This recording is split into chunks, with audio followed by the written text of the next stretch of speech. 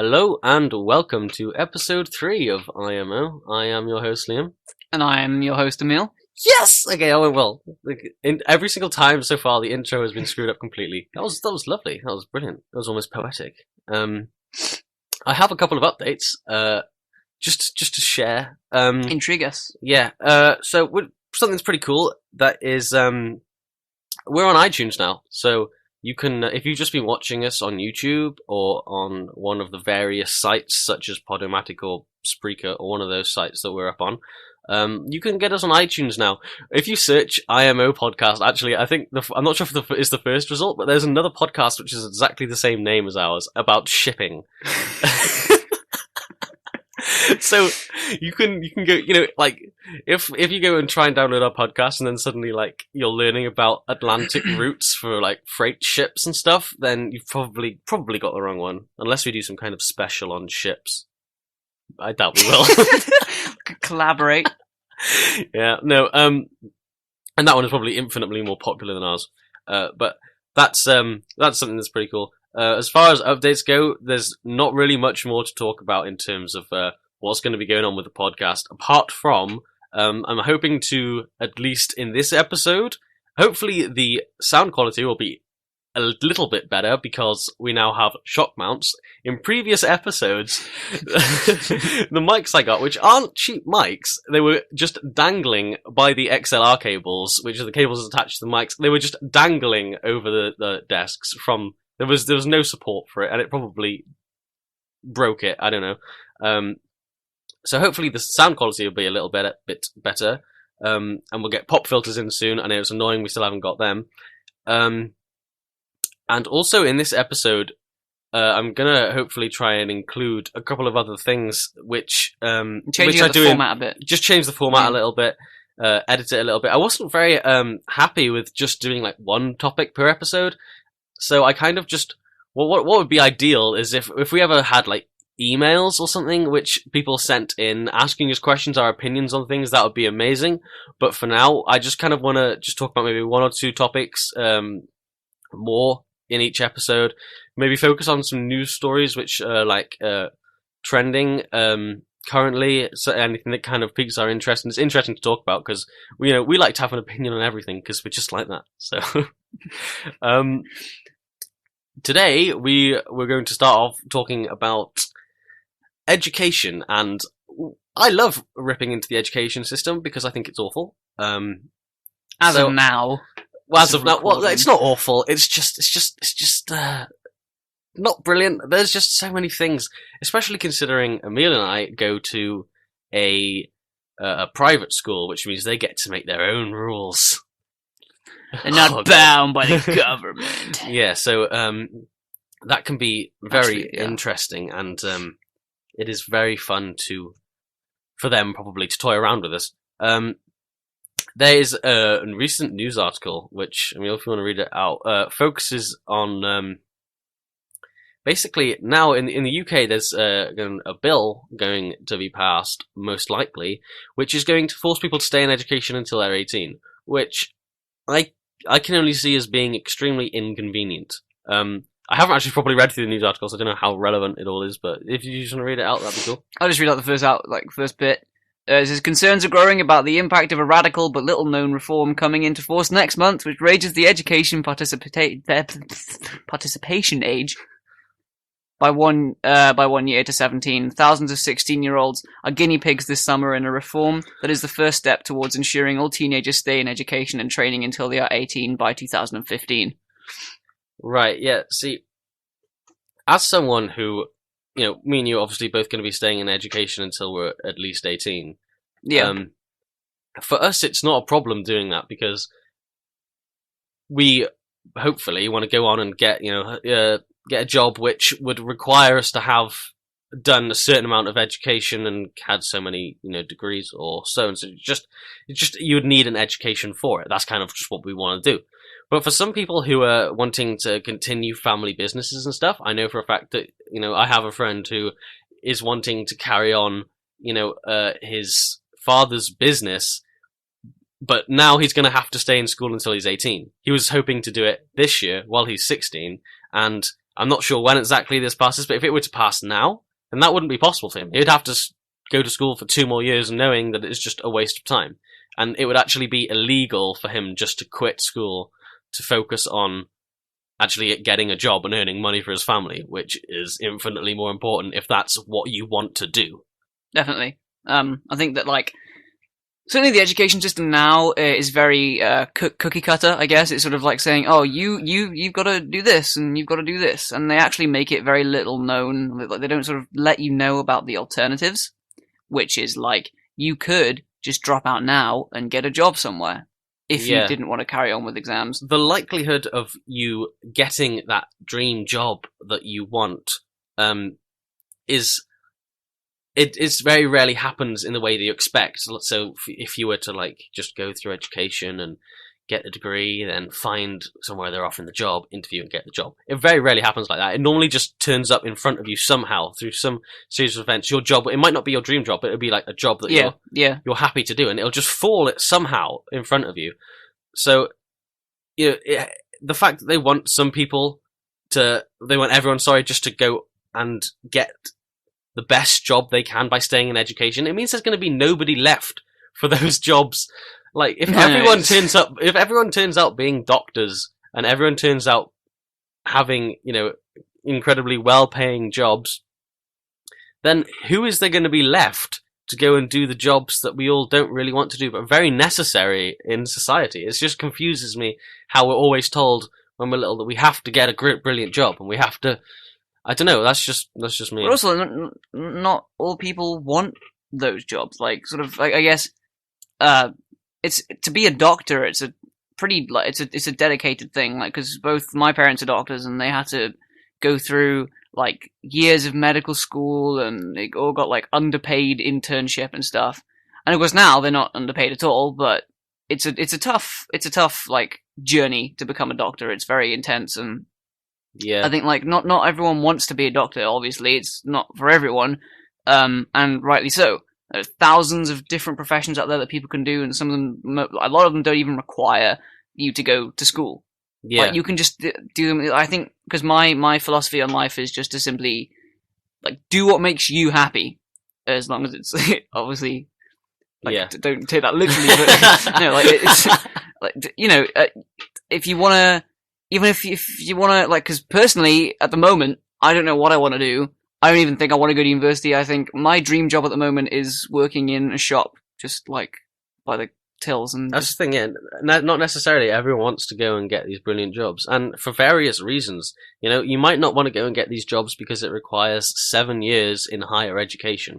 So not only is that a huge chunk of your, more youthful life, but it's horrifically expensive.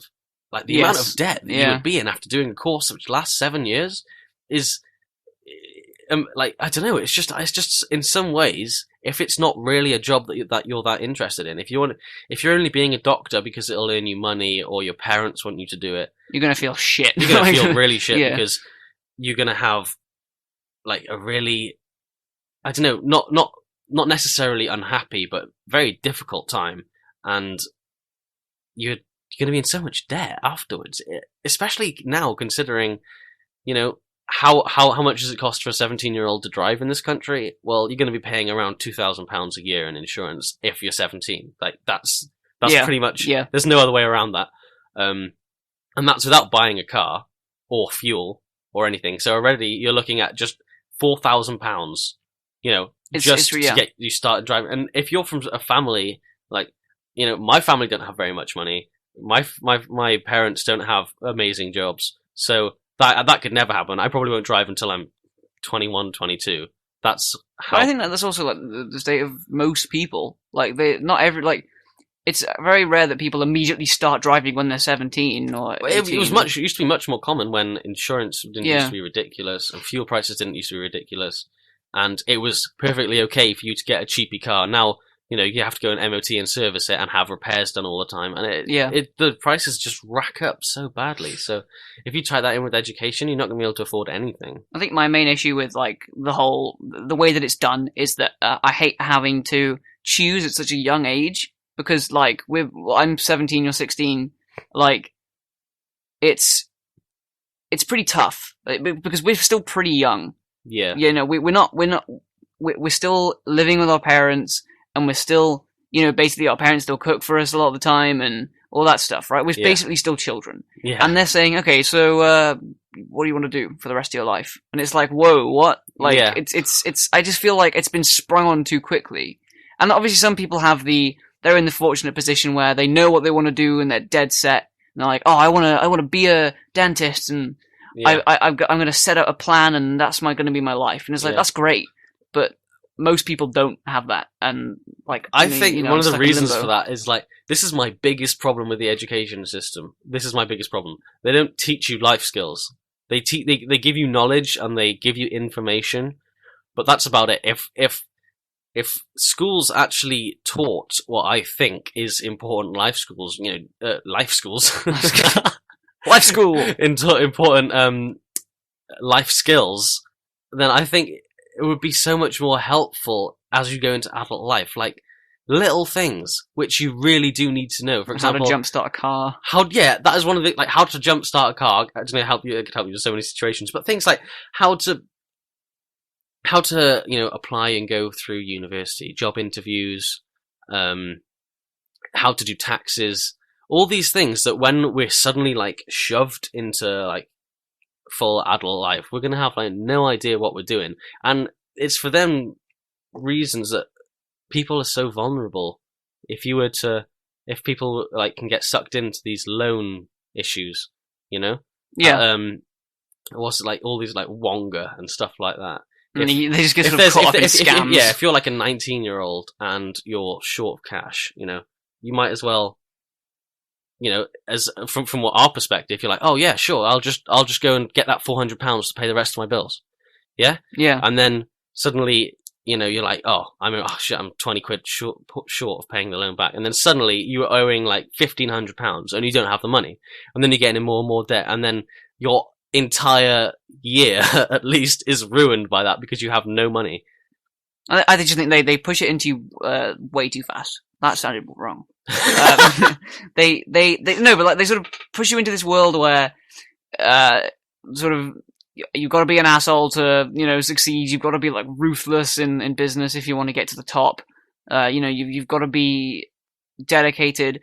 And I just think that most people of our age, or most people of the age that are expected to leave school and go to university or get a job, I think that it's far too young.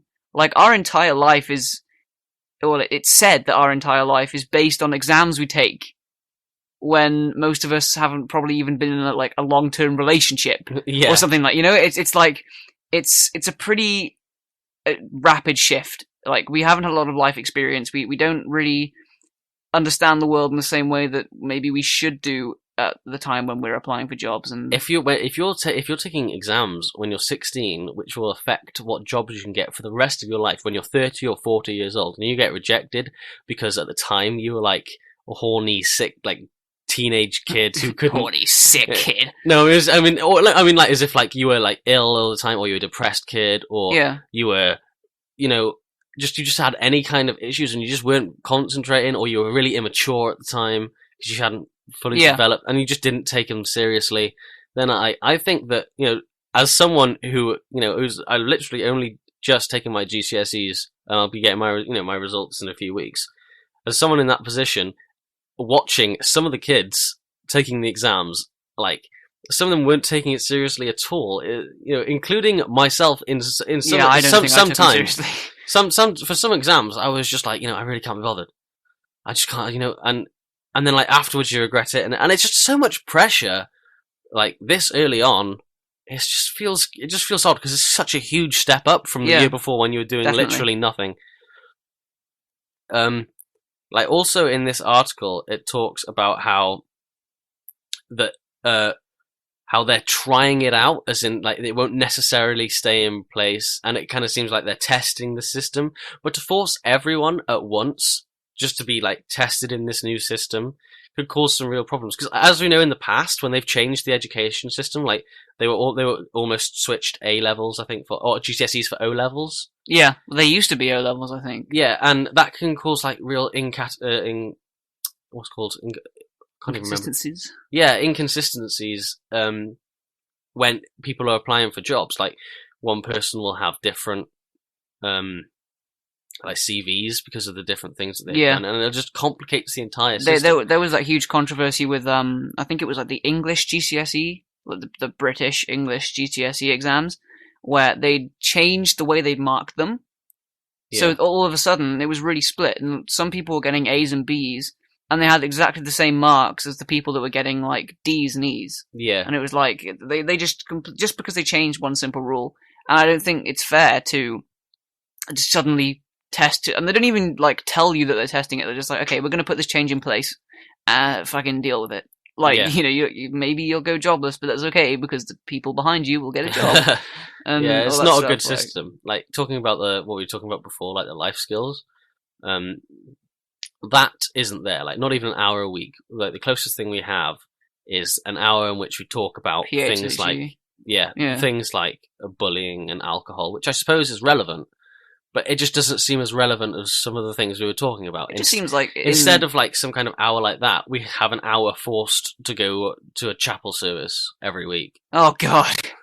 You Yeah. know? Okay. Even let's if talk you're about that. even if you're like a Muslim kid who has no interest in going to Christian chapel service, in the school that we go to, you have to. There's no way of getting it. As you know, us two are both atheists, Yeah. and we have no interest in going to a chapel service. In fact, we have actively, fighted against having to go. But it's no use because it's a private school and it's their own rules, and there's nothing we can do about that. It kind of sucks, but also like I mean, on the subject of religion and stuff like that now, like in the education system, Yeah, I think that a secular a secular approach to like education is important because it lets people know about religion and what it can do, like bad for the better or for worse, but just lets people just be their own person. yeah, Like they're not forced to go to a chapel service and sit there for an hour, go sitting through something they don't even believe in. I just feel like as an atheist, there's something I could be doing more useful in that time, like maybe studying or sleeping. You know what I mean? Like it's not like, and that's not me saying, oh, it's a waste of time. No, but for me, it is because I don't believe in that stuff. And if you do, then it's not a waste of time. On the same note, there should be options for people who are religious to get more involved with religious activities on school campuses rather than kind of pretending that it's not there. Yeah. The same goes for things like sexuality. Like I think that definitely needs to be touched on in the education system. Like. Yeah, like schools literally pretend that it's not a thing. And that no bullying occurs because of it. But even like the sort of you have the sort of not taboo, but like less mainstream sexualities like homosexuality and bisexuality. Yeah. Okay, so it's understandable why in this culture, like in this generation, where it's sort of only just surfacing as a normal thing, like it's understandable that they might not be as sort of aware of it in schools. But even stuff like heterosexuality, I mean, like in most schools in at least in Britain, like public display of affection, like you're not even allowed to hold hands sometimes on like the school campus and stuff like that. Like that would be considered too affectionate, and like sexuality is such a taboo thing. Just like relationships in general are so taboo in education. I think that's so wrong, especially considering at that age, that's like what you're most interested in. Yeah, and some people feel so uncomfortable when they're unsure about their sexuality, and they're going to be kind of wanting that information and that kind of that flow of, I think, that feeling that it's okay just tolerance, to because like things like ever since I was 10 years old, gay was just a playground insult. Yeah, so, I hate that phrase. Like, so anything that's bad is gay. Anything that's annoying is gay. Anything that's rubbish is gay. So, if you were someone who is gay and you're like 13 and you're pretty sure you're gay, from what you saw on the internet last night, you're pretty sure, and then you go into school the next day and or you're keeping it to yourself because everyone is like hate just from the language that you're hearing just on the playground. It's pretty sure everyone hates gay people. And yeah, obviously that sort of attitude towards sexuality isn't the fault of the education system. Like, it hasn't caused that. But I think that's generally more the history of homosexuality and bisexuality. It's not been a great one. Like, you've got a lot of homophobic people out there. Yeah. And I think that's just cultural. I think sort of stems from religious beliefs and traditional, like, family tradition and stuff like that. But I think it's the fault of the education system that it's carried on this long. Yeah. Because like, it's their job to teach kids. That's literally what they do. They teach the next generation of kids that are going to grow up and become like the next generation of adults. Yeah. And like, it's important that they teach acceptance of, religious beliefs and sexuality and philosophical beliefs and stuff. I feel like right now in the time that we're in is like a massive revolutionary change. Oh, we're definitely in like, yeah, we're kind of. If you think 2 generations ago, it was like the whole idea of black people having equal rights, even then, was shaky. Like, yeah, it was like taboo and shaky. In the same way that sexuality is now, like just how same-sex marriage has past 6 months in the UK has been a really big deal because it's gone in and out of court so many times, and it's finally passed, and it's now really legal. That's just a no-brainer to me. Like, why, why not just and I think, let people marry whoever they want to marry? That's a really good sign because at least in our generation, say in I don't want to use fake statistics, but I'm going to. Okay. No, like I mean, Daily Mail? I mean, like, if you think like the last generation, it was more like about half of people are like kind of accepting of homosexuality, and then half of kind of against it, or at least don't really have any kind of knowledge on it. Especially people in like Parliament, it's like something that on a whole they used to be very against, and it's only recently, and in our generation, where we're much more kind of pro sexuality in general. Yeah, and it's the same thing all as of the like sex. Transgender is, I would say, probably the only of the LGBT is probably the only letter which is still very much not known about in the mainstream. Yeah, it's very sort of hushed out, and I think you've got to kind of, it's very limited in the amount of kind of exposure that transgender communities and people have on everybody else. So if you meet someone who is transgender, then you're gonna, most people at least will kind of be uneducated and probably a little bit confused or intimidated because it's something they don't really understand. And I know for a fact that transgender people are discriminated a lot more than gay people or bisexual people, and actually by gay and bisexual people because they don't want to be associated with transgender people. It's weird. Like, yeah, it's kind of, it's as if it's like hating something from your own community. Oppressed by the oppressed. Yeah, and that's true. That's like another level of oppression in terms of it's like sexuality. meta oppression. And it's the same as like gender fluidity. Yeah. Which I really wish in my ideal world, like gender roles wouldn't be that important. Should just all be, sexuality wouldn't be important. I think it's just people need to be open. Like, this has gone way off like education system now, but like I just think like sexuality and brain stop. No, sexuality in general just needs to be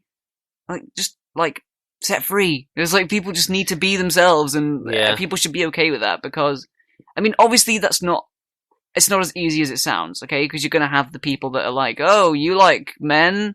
How dare you? It doesn't affect me in any way at all, but I'm gonna complain about it. Well, that's the difference between like homosexuality and another, I don't know, what's another thing which, so okay, for example, homosexuality is now becoming quite accepted. Pedophilia will probably never be accepted because of it inflicts pain on somebody else apart from the initial party, whereas homosexuality is, it doesn't, if two consenting homosexual males have sex, what effect does that have on anybody else? That has no effect on anybody else. No one is in pain. No one. It's not a bad. It's probably not a bad experience for anybody involved. Yeah. I've got an article here, which is saying, "Will polyamory follow same-sex marriage in the UK or in America?" I think what it means is polygamy. In that, It might be worth like giving that a quick Google search to like see it. But I'm pretty sure that polygamy is the act of multiple people getting married. Yes. And polyamory is relationships between multiple people. And as someone who is kind of, I agree with open relationships, so polyamorous relationships, and I would probably prefer them over monogamous relationships. Yeah, I mean, like we discussed this before. Like it's a very it's a mindset thing. I think. Yeah. Like because I'm fine with open relationships. Like if all of the people involved are okay that they're all like sleeping with other people and having sex with other people, that's fine. No one's getting hurt. They're all okay with it. I mean, personally, I would prefer to be in a more of a monogamous relationship, just because that's how I feel. That doesn't make me against polygamous relationships or polyamorous relationships. I'm perfectly fine with that idea. It doesn't appeal to me personally. I feel like this might become a thing in that our generation, when we get older, say we're 30 or 40, and to us, homosexuality, brilliant. It's like amazing. Everyone should be gay. Everyone loves it. Yeah? Everyone. But then our children, the next thing becomes possibly polyamorous relationships, marriage between 3 or 4 people. Mm-hmm. To our generation, that would be like, what the hell are you doing? That's crazy. I don't know. I don't know. I'd be pretty chill about that, but but I think most people of our generation would be like, no, you can't do that. Marriage is between 2 people. It doesn't matter what gender they are, but it's 2 people. I'm pretty sure that would be a thing. I don't think that our generation would be very happy with like 5 or 6 people. I think our generation. I don't know. I wouldn't mind. I honestly, because I personally think marriage is such a escalated thing. It's so like, oh, you've got to be married for your relationship to mean something, and it's like no, like it's sort of marriage is becoming a less popular choice, or at least religious marriage.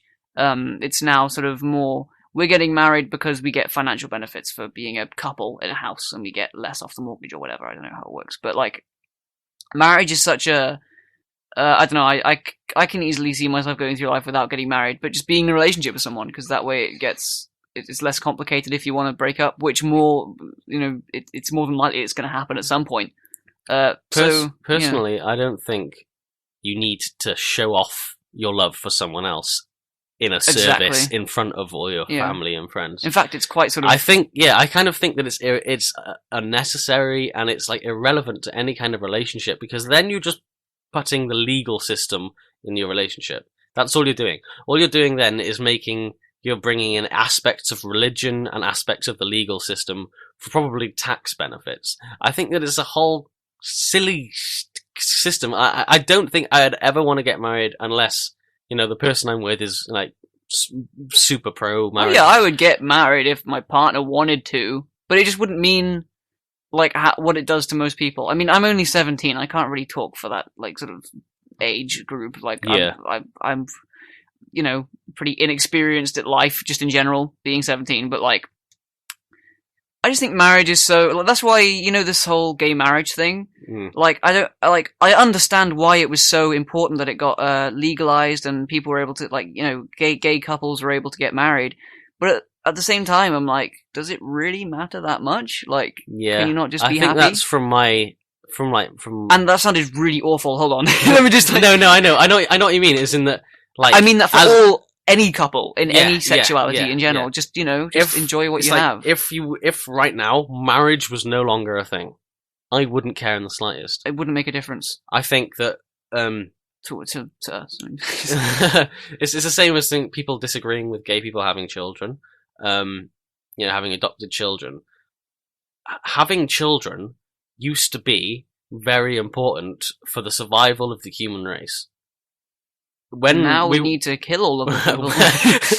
When we were simply like a few tribes of humans, we had to have lots of children, as many as possible, to continue the race going on, the species going on. But now having children is just kind of, you do it because you want to, and you want to have kids, and you want to look after kids. Mm-hmm. It's not even like what it was a couple hundred years ago, like carrying on your family name.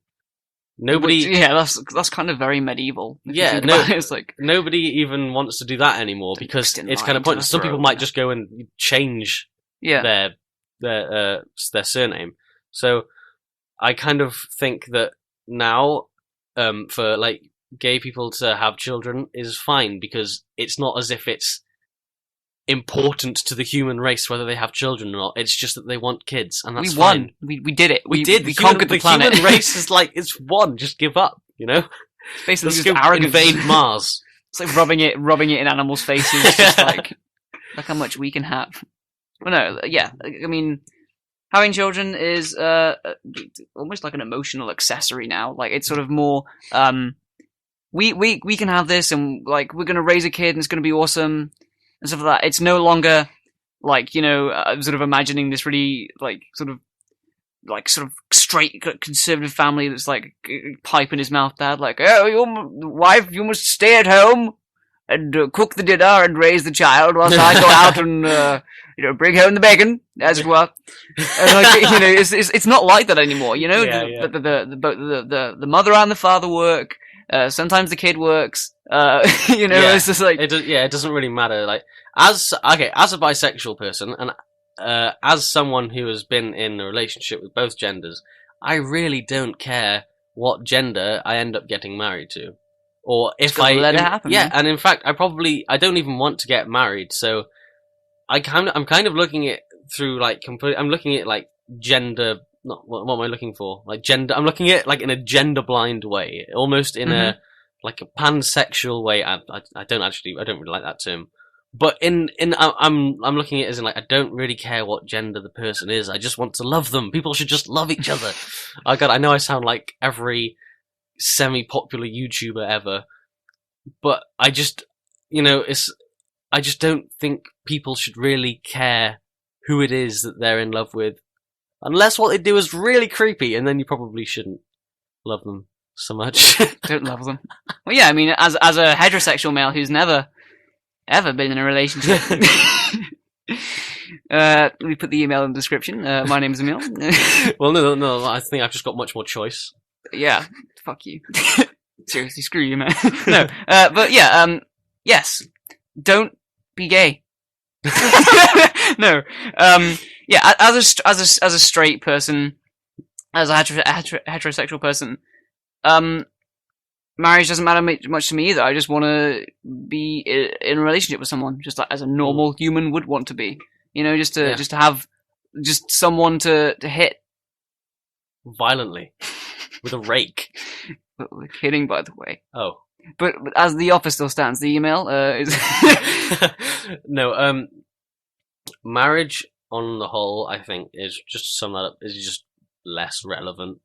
Yeah, and it is, I mean, obviously, to some people, more it's of a important. comfort. Yeah, I think I get it's more traditional closure on a relationship, because people who obviously want closed relationships, it's kind of if it's like in a contract, as in that, you know, you're not going to commit adultery, and our relationship will remain closed between two people who love each other, and that is brilliant. If that's what they want to do, that is brilliant. Whereas, you know, I personally think that people should just be able to love as just love.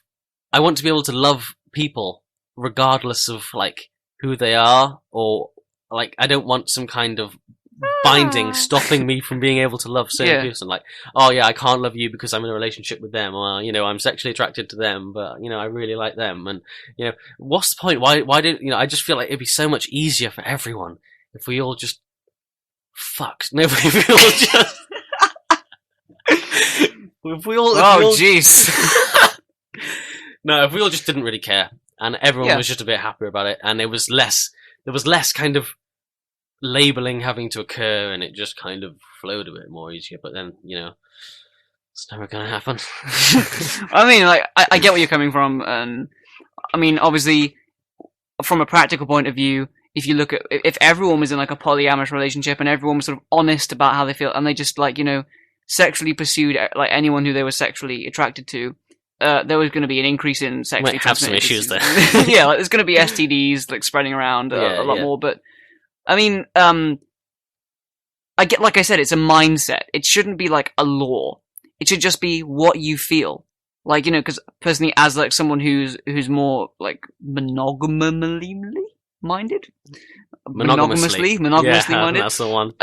We have no idea what these terms give us money. Like, I just feel like I personally would enjoy a monogamous relationship more than a polygamous or polyamorous relationship. But I have absolutely no issue with someone who wants to be in a polyamorous relationship, because I completely get it. Like, because you're attracted to one person doesn't mean that you're only ever attracted to them.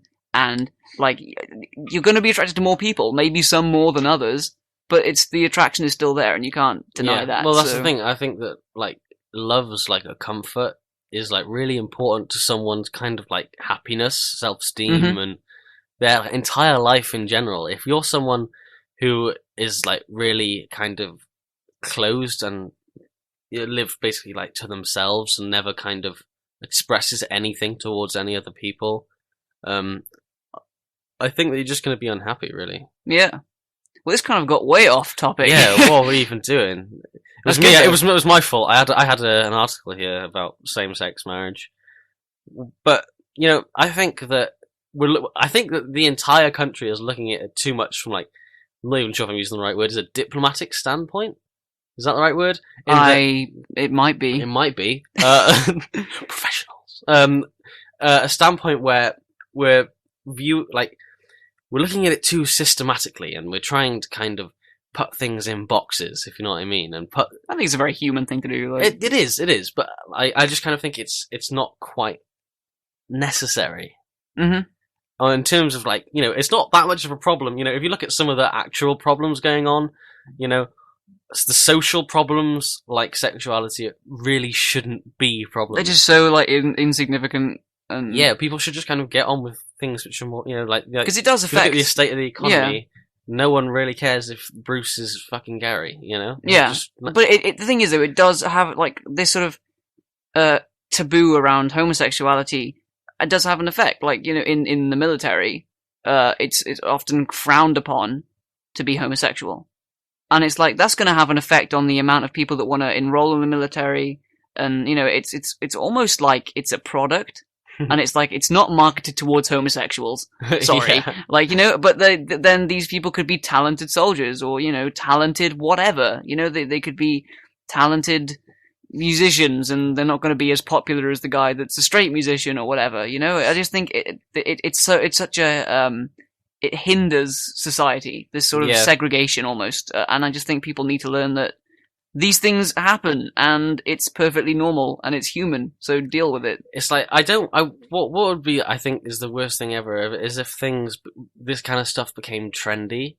Like, it became trendy to be homosexual. It kind of is with bisexuality, like, the amount of, like, I mean, if you go on Tumblr as much as I do, and you're sort of, like, frequenting lots of different blogs, there's gonna be that one person who's, like, obsessively following a celebrity and changes their sexuality just because they came out as whatever. No, that irritates me so much, because maybe we're looking at it too bluntly. Maybe they genuinely are. Maybe they are, but I think people who are like, for example, I'm not sure the exact age, but Will Smith, his daughter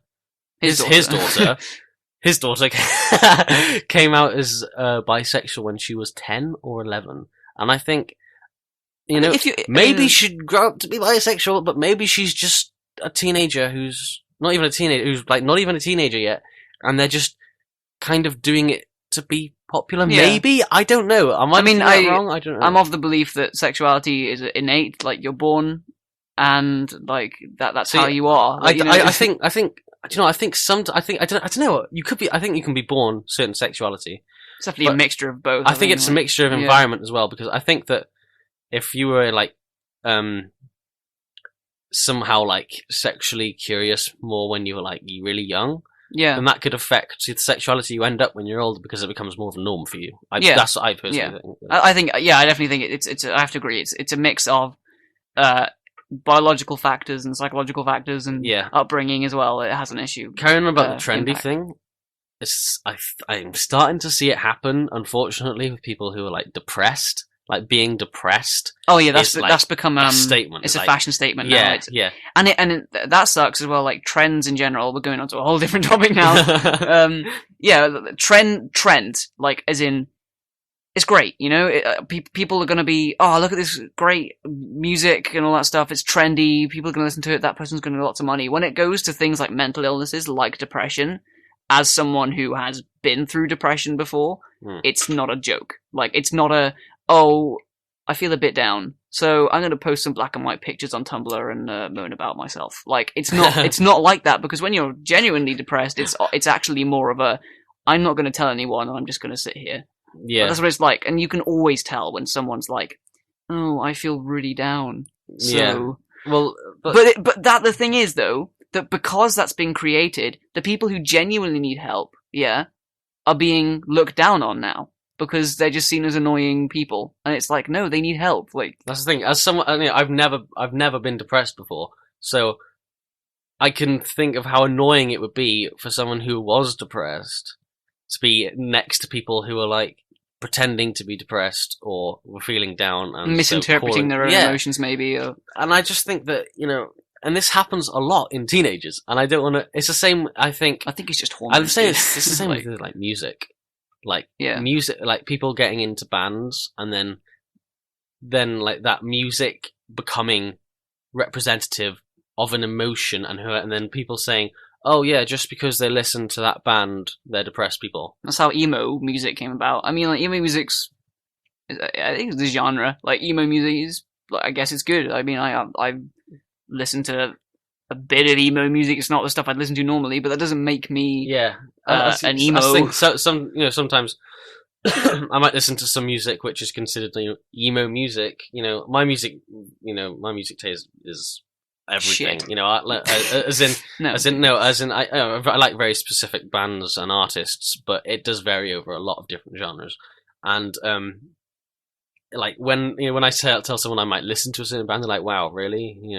Isn't that what depressed people listen to?" And you're like, "Wow, no, wow, please." It's just that's like saying like playing violent video games makes you violent. Listening to depressed. I know we covered this already, but like being depressed, listening to depressing music makes you depressed.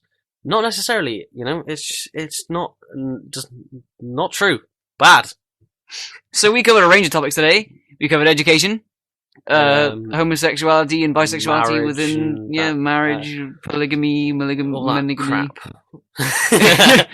Yeah, no. Do you have anything else? In terms of announcements or anything? No, I said anything I wanted to say at the start. Thank you very much for listening to the episode today. What we're going to be focusing on next week is... I have no idea. I have no idea what we're going to be focusing on next week. There may not be a podcast next week. Yeah. Okay. We spoke about this already. There may not be a podcast next week.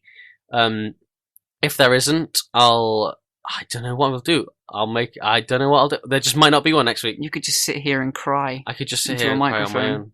I could just record my own podcast and listen to it on my own. Yay. No. Okay, there may not be a podcast next week. If there isn't, we'll just pick it up again straight in the week after. And and we're having some guests. We are having guests. A few weeks, I'll have a guest. We could have a guest. One of my friends coming around to be fantastic, I think. They're no one renowned, by the way. They're not like Stephen Fry or like incredible, amazing people. But they're incredible and amazing in their own right. Yeah, it'd be very interesting, I think, to have 3 people on the podcast. That's kind of something that I kind of really would have liked from the start, to have more people, but unfortunately, due to things like travel arrangements, it was just kind of difficult. And just lack of friends in general. And lack of friends, yeah, we're so alone. When the podcast stops, it only stops recording. We carry on like this all week. We don't leave the table apart from to eat occasionally.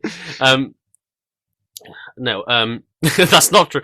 What we'll do because we'll be going back to our college at the end of the summer, we'll start recording our episodes on a Saturday and have them uploaded on a Saturday evening. So there'll be a slight change. As in, this week our podcast was recorded on the wrong day because of that piece of shit, Emil.